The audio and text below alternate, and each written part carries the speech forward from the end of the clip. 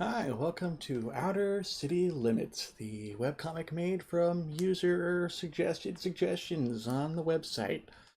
Or maybe on YouTube comments, I haven't decided yet.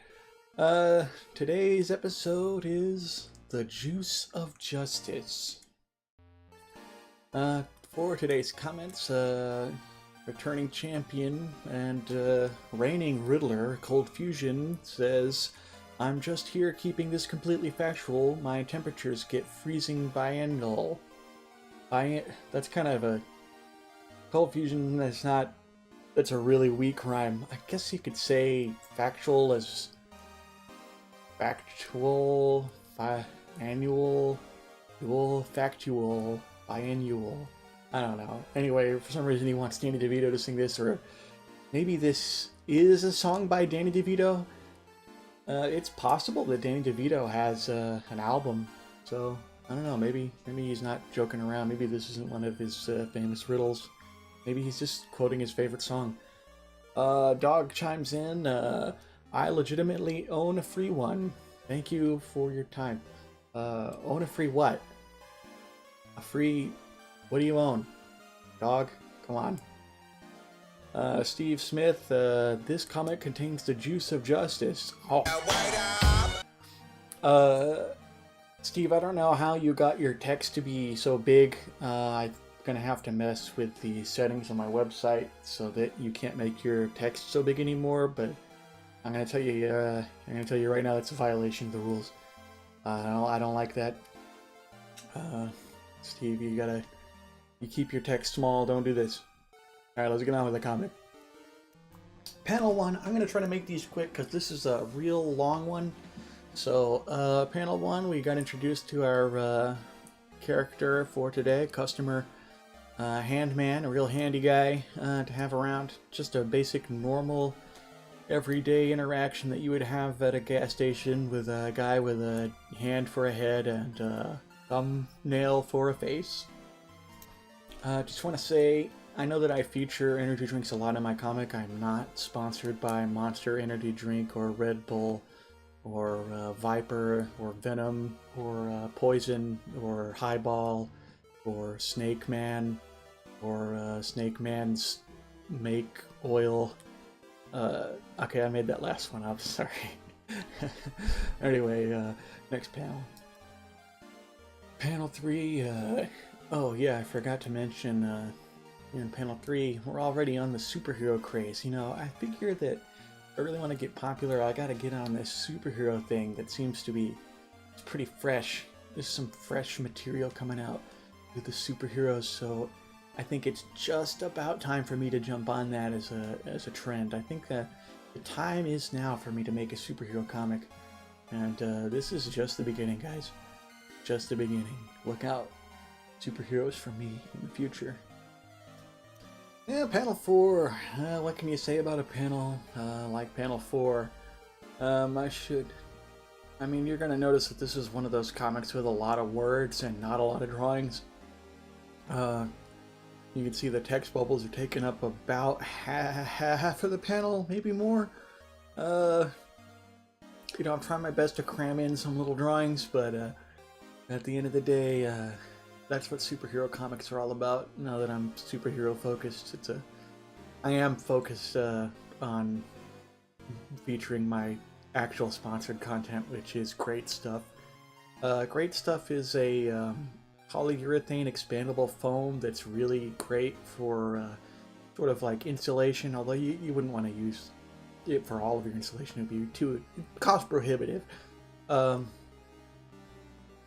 if you are doing like a small arts and crafts, I mean, maybe not arts and crafts, but like, you know, you're working on your house or you're making an apiary or something, then Great Stuff. It's going to get you done. I was hoping here in panel 5 to be able to make things a little bit more visually interesting by doing some tight cross-hatching, which other artists refer to as just crotch-hatching. But at the end of the day, you know, it's really just mostly text and like a little scribble of a face. And once again, you know, I'm superhero comics, man, and ladies. Mang and ladies. Panel 6, we got I've actually just totally dropped the pretense of even having characters in the panel. I think this is really the way to go, is to have my comic actually literally just be text bubbles going off screen, so that the characters don't even have to be drawn, and that way it's a much more immersive experience because it lets the reader's mind come up with what the characters look like and how they're emoting, how they're posed, and where they are. I think that's a lot more immersive than most comics, but I kind of chicken out, and actually got some bad news. My sponsorship with Great Stuff was canceled because in the previous panel, like right when I started doing the copy, I messed up and I said it would be cost prohibitive to, insulate your entire house with Great Stuff, and they didn't like that. And I'm sorry, Great Stuff, I failed you. Here in panel 7, we unfortunately flash back to a character's face. I just couldn't keep it up. We've got the hand guy, and he's explaining how stories are created with the little trick not too many people know about called show don't tell, which I won't explain here. Also, just to mention, throughout the comic, Oliver has been becoming increasingly homicidal. I know in previous comics, I've mentioned that I don't know how the legal system works, and I try to Google information about how the legal system works, and I just totally failed to do that here. The nearest way that I can understand, by not researching it at all, that becoming a police officer works is that you go to a special judge whose job it is to decide who and who cannot become a police officer. And also, they wear those like judge wigs from Britain or whatever. I mean, if I'm wrong, just make sure to leave a comment below. Panel 9, we finally got a cut back to the hand guy. I know that he hasn't been featured for at least one panel, and viewers probably glad to get back to him and his giant walls of text. Just as a side note, I'm not trying to make fun of the idea of being a handyman here. I think it's really important. It's just that there's this joke here where the guy is a hand. He learned handyman skills. That's his superhero persona. I think it's pretty clever. Panel 10, I do think it's important to let people vent. A lot of times people who seem unpleasant, or they're just having a bad day.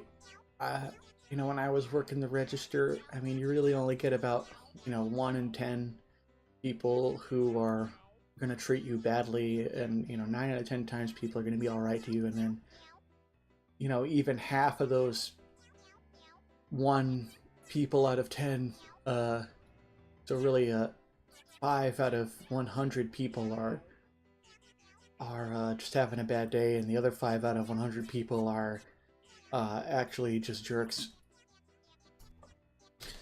Here in panel 11, we finally get some real superhero action with Cowboy Man, the bank robbing cowboy, and he's facing his new arch nemesis, Handyman. I did have a big backstory plan with these guys where they grew up as childhood friends together, but I didn't have enough space to put it in the comics, so I cut it. They actually live in the bank, which is why he's robbing it. It's the most convenient place for him to get to. Panel 12, we got a decisive confrontation between the aforementioned Cowboy Man and Handyman, and the panels really speak for themselves. You're not going to get this kind of blood-boiling action or adventure for free. You'd have to go to a movie theater to see something like this. But I'm bringing it to you right here on your own television screen, or cell phone screen, or laptop screen. And,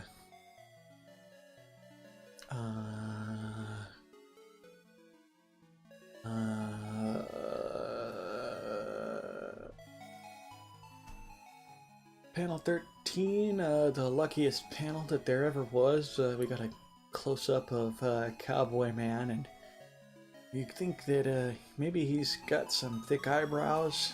That's actually mayonnaise. So I'm sorry for ruining the illusion. When we're on panel 14, we're gonna get a good old-fashioned Texan yeehaw, because they've solved their problems in a non-violent and constructive way that's good for society, which is the kind of ending that I always like in a superhero comic. Now, I do have one regret, that in this panel it would have been really symbolic to be able to actually show the shirt that Handyman is wearing, but I respect my audience too much to do that. Like, if you were reading a comic where the author didn't respect the audience, he would show Handyman and Cowboy Man together, both wearing the same shirt, since it's clearly referenced in the text. But I respect my audience so much that they remember what shirt Handyman is wearing. So, I mean, you guys get it. I mean, you know that not everybody's going to treat you this way. Coming up here on panel 15, we are cutting back to Oliver. Oh, for fuck's sake. You know, that's staying in. It's staying in. It's gonna stay in. Thanks, Windows. Jim, he's talking to Oliver, and he's seeing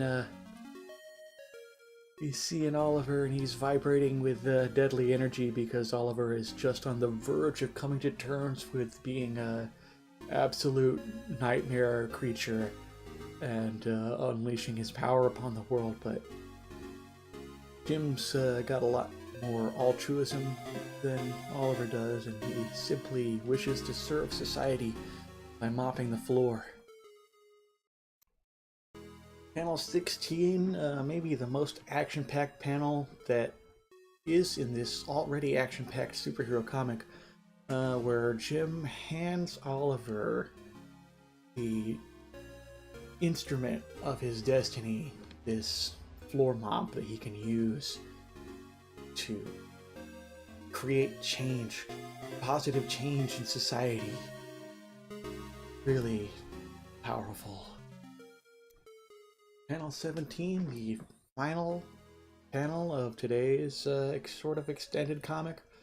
Oliver has accepted this new responsibility that he can make the floor turn from dirty to clean with just a simple mop. And I think that the real lesson in today's comic is that even the simplest tools can often prove to be the most powerful. Anyway, that's all there is to see. I hope you'll come and read my comic at outercitylimits.com, or leave a comment here on YouTube. Really love to hear from you. Make sure to like and subscribe and share the video. Thanks for reading.